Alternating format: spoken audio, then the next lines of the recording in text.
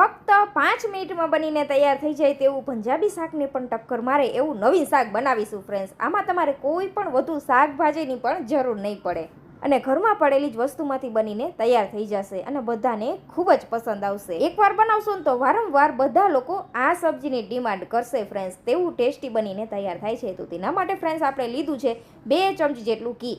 આ સબ્જી ફ્રેન્ડ્સ ઘીની અંદર ખૂબ સરસ ટેસ્ટી લાગે છે. તમે ઘીની જગ્યાએ તેલનો યુઝ કરી શકો છો અથવા બટર પણ લઈ શકો છો.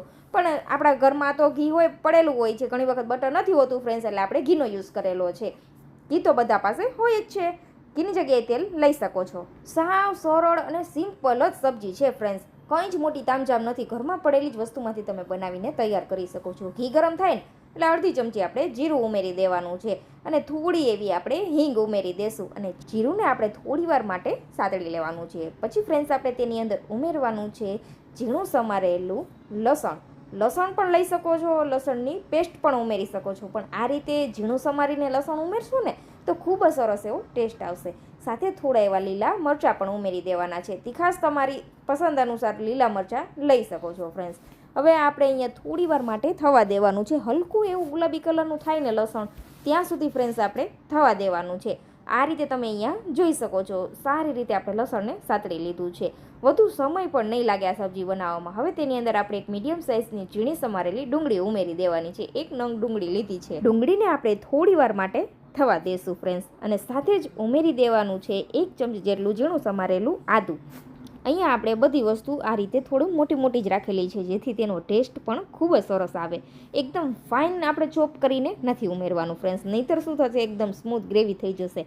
પણ આપણે આ રીતે થોડું દરદરું ટેક્સચર આવે તેના માટે ફ્રેન્ડ્સ આપણે અહીંયા ઝીણું સમારીને લીધેલું છે.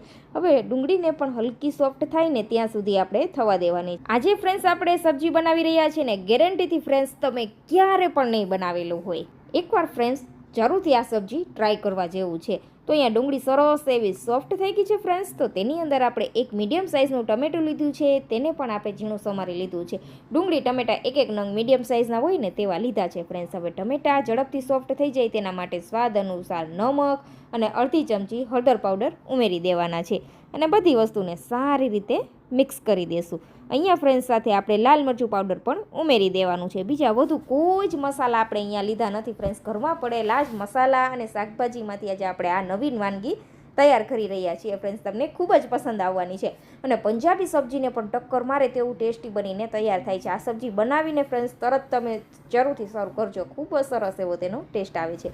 હવે ગેસની ફ્લેમ મીડિયમ કરી દઈશું. મીડિયમ ફ્લેમ ઉપર મસાલા બળે નહીં તે રીતે ફ્રેન્ડ્સ આપણે શાકને થવા દેવાનું છે. તે વાતનું ધ્યાન રાખવાનું છે. જો એવું લાગે કે અહીંયા મસાલા ચીપકી રહ્યા છે ફ્રેન્ડ્સ, તો તમે 2 થી 3 ચમચી જેટલું પાણી ઉમેરી શકો છો. તો આપણે અહીંયા થોડું એવું પાણી ઉમેરી દઈશું, 1 થી 2 ચમચી જેટલું, અને સારી રીતે બધી વસ્તુને મિક્સ કરી દઈશું. ગેસની ફ્લેમ મીડિયમ કરી દઈશું અને ઢાંકીને ફ્રેન્ડ્સ આપણે તેને 2 મિનિટ માટે થવા દઈશું, જેથી ટમેટા આપણા સરસ એવા સોફ્ટ થઈ જાય. તો ઢાંકણ લગાવીને આપણે તેને થોડી વાર માટે થવા દેવાનું છે ફ્રેન્ડ્સ. તો આજની આ રેસીપી તમને થોડી પણ યુઝફુલ લાગે તો પ્લીઝ ફ્રેન્ડ ચેનલને સબસ્ક્રાઈબ કરજો અને વિડીયો તમારા ફ્રેન્ડ્સ અને ફેમિલી મેમ્બરમાં શેર કરવાનું તો ભૂલતા જ નહીં. તો 2 મિનિટ આપણે પકવ્યા પછી ફ્રેન્ડ્સ તમે અહીંયા જોઈ શકો છો ટમેટામાંથી બધું પાણી રિલીઝ થઈ ગયું છે અને સરસ મજાની સ્મૂધ એવી આપણી ગ્રેવી બનીને તૈયાર છે. તો ચમચાની મદદથી હલકા હાથે આ રીતે આપણે મેશ કરી દઈશું, જેથી ટમેટા છે કોઈ મોટો ટુકડો હોય તે સારી રીતે ગ્રેવીમાં મિક્સ થઈ જાય. આમાં ફ્રેન્ડ્સ વધુ શાકભાજીની પણ જરૂર નહીં પડે અને સબ્જી એટલું સરસ ટેસ્ટી બનીને તૈયાર થવાનું છે ફ્રેન્ડ્સ, ગેરંટીથી તમે ક્યારેય નહીં ટ્રાય કરેલું હોય. તો હવે આપણે ઉમેરી દેવાનો છે અડધી ચમચી જેટલો કિચન કિંગ ગરમ મસાલા. તમે કોઈ પણ ગરમ મસાલાનો યુઝ કરી શકો છો ફ્રેન્ડ્સ. હવે લઈ લેવાની છે ઘરની મલાઈ. જી હા ફ્રેન્ડ્સ, આપણે ઘરની તાજી મલાઈ લીધી છે. 1 થી 2 દિવસની હોય ને તેવી મલાઈ લઈ લેવાની છે. તો અહીંયા 1 કપ ભરીને આપણે મલાઈ લીધેલી છે. આપણે ફ્રીઝરની અંદર રાખેલી હતી એટલે આ રીતના જામેલી મલાઈ છે ફ્રેન્ડ્સ. હવે ઉમેરી દેવાના છે લીલા ધાણા. ભરપૂર માત્રામાં લીલા ધાણા ઉમેરવાના છે, જેથી આપણું સબ્જી ખૂબ સરસ એવું સ્વાદિષ્ટ બનીને તૈયાર થાય. તો અડધા કપ જેટલા લીલા ધાણા ઉમેરી દીધા છે. થોડા એવા ફ્રેન્ડ્સ કાજુ ઉમેરીશું. કાજુ ટોટલી ઓપ્શનલ છે, પસંદ હોય ને તો જ ઉમેરવા, અથવા તમે એમનેમ પણ આ સબ્જી બનાવી શકો છો. હવે બધી વસ્તુને મિક્સ કરી દેવાની છે અને મિક્સ કરી દઈ પછી 1 મિનિટ માટે થવા દેશું. 1 મિનિટની અંદર જ ફ્રેન્ડ્સ તમે અહીંયા જોઈ શકો છો ક્રીમી મલાઈદાર એવી આપણી સબ્જી બનીને તૈયાર છે ફ્રેન્ડ્સ. આ રીતે ઉપર તેલ છે તે બધું તરવા લાગશે ત્યારે સમજવાનું કે આપણું સબ્જી બનીને તૈયાર છે. વધુ સમય પણ નહીં લાગે ફ્રેન્ડ્સ. અચાનક મહેમાન આવી જાય ને ઘરમાં કોઈ પણ શાકભાજી ન હોય અને તમારે કંઈક યુનિક બનાવવું હોય ને ત્યારે ફ્રેન્ડ્સ આ સબ્જી જરૂરથી ટ્રાય કરજો. મહેમાનો તમારા વખાણ કરશે, એટલી સરસ ટેસ્ટી બનીને તૈયાર થાય છે.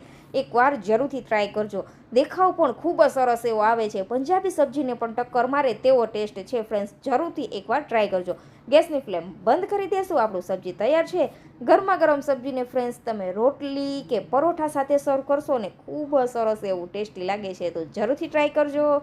અને તમે ફ્રેન્ડ્સ કમેન્ટ કરીને જરૂરથી જણાવજો કે તમે ક્યારે મલાઈનું શાક ખાધું છે કે નહીં. ખૂબ જ સરસ એવું ટેસ્ટી બનીને તૈયાર થાય છે. તો એકવાર જરૂરથી ટ્રાય કરજો અને સબસ્ક્રાઈબ કરજો.